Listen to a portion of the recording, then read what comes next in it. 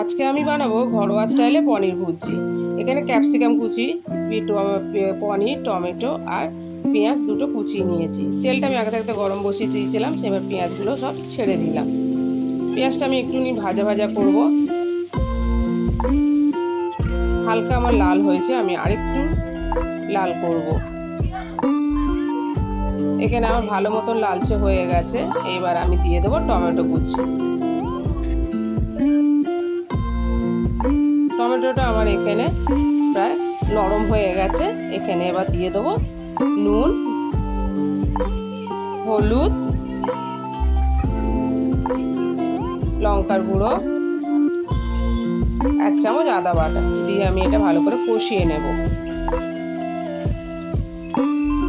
আমি এখানে অল্প একটু জল দেবো, দিয়ে আর একটু ভালো করে কষিয়ে নেব।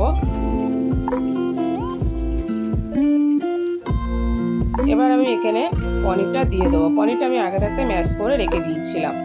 দিয়ে ভালো করে এটাকে মিক্স করব আমি।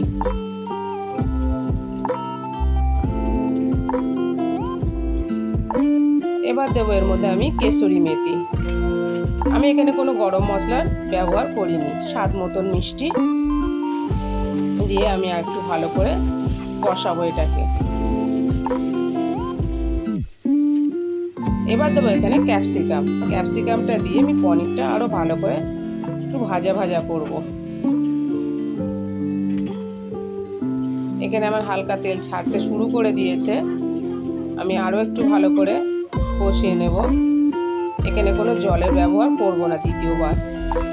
দেখুন আমার পনির থেকে তেলটা ছেড়ে গেছে। এবার আমি নামিয়ে নেব।